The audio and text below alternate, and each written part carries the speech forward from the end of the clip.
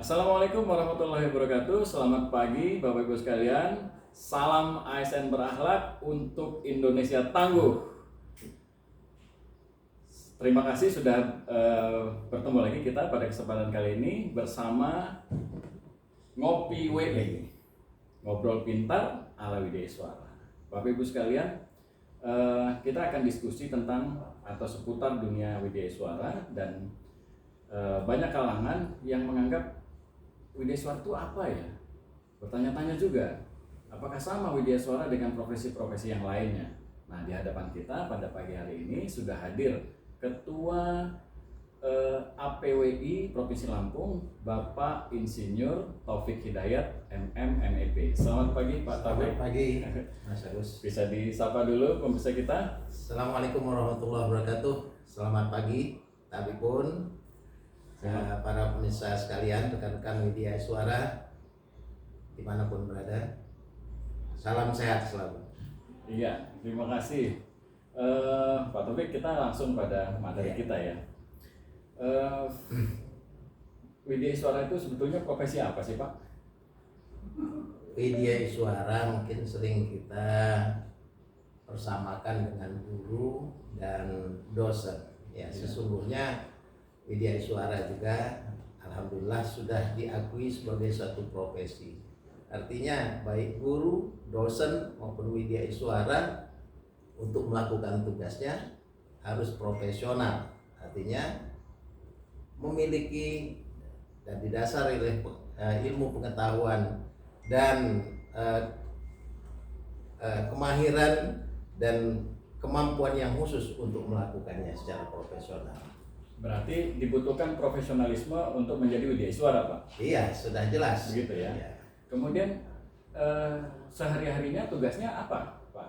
Ya, Taufik. seperti saya katakan tadi, selama ini kita bisa mengartikan bahwa Widya Iswara itu sejajar profesinya dengan guru dan dosen. Tapi untuk Widya Iswara kita sudah punya peraturannya, diantaranya yang terakhir Permen PAN RB nomor 42 tahun 2021 yang menjelaskan bahwa tugas Widya Iswara itu adalah melakukan pelatihan, pengembangan pelatihan dan juga melakukan evaluasi pelatihan. Itu kira-kira. Artinya mulai dari perencanaan pelatihan sampai dengan evaluasi pelatihan. Nah, yang dilatih ini siapa Pak?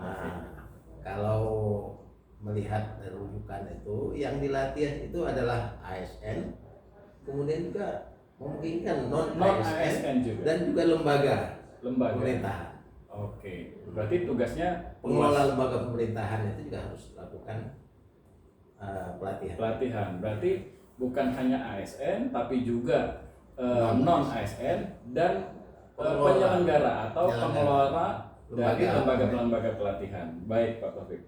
Kemudian oh iya, saya ucapkan selamat dulu kepada Pak Taufik yang baru saja dilantik menjadi Ketua APWI Lampung. Ya, selamat.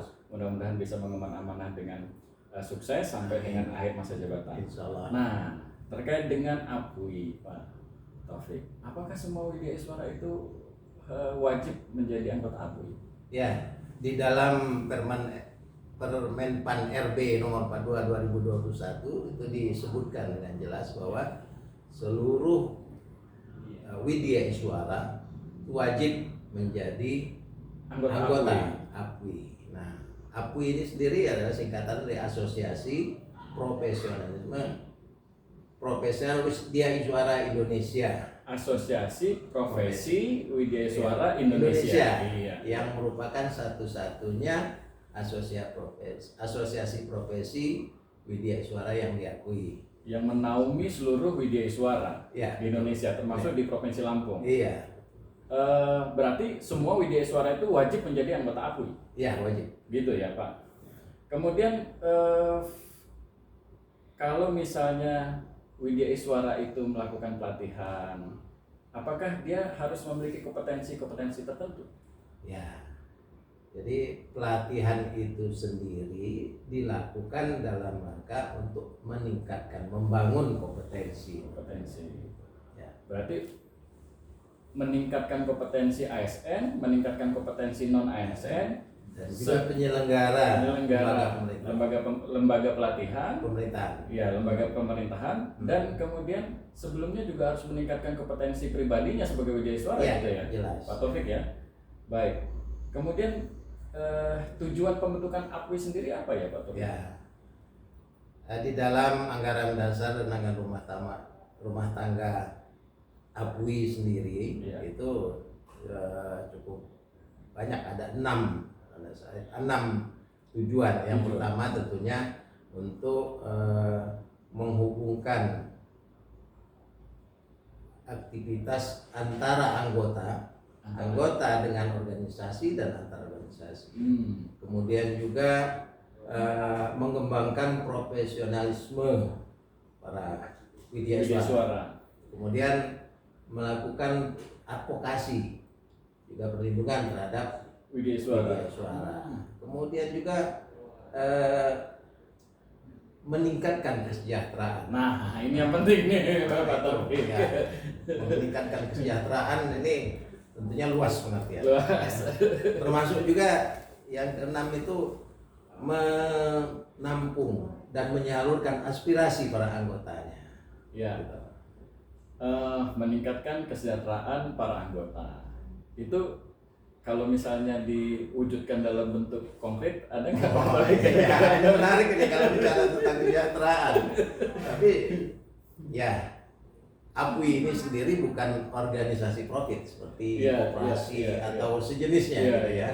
Tentunya definisi kesejahteraan ini ya bisa didefinisikan bermacam-macam. Membuat anggota melaksanakan tugasnya dengan tersenyum saja udah sudah mensejahterakan. Nah, jadi bagaimana organisasi ini bisa membuat anggotanya tersenyum ketika melaksanakan tugas. Itu diantaranya juga bagian dari mensejahterakan kan.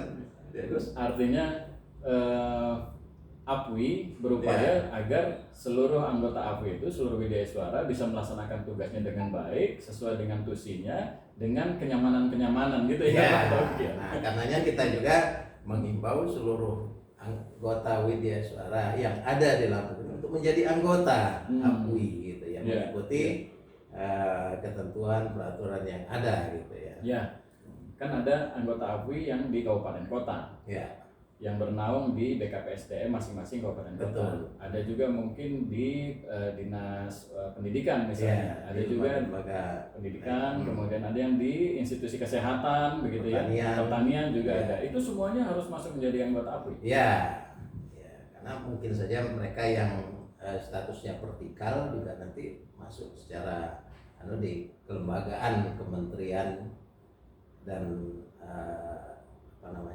ya karena ada lembaga yang di tingkat kementerian, atau lembaga, atau juga ada yang di daerah, di pemerintah daerah.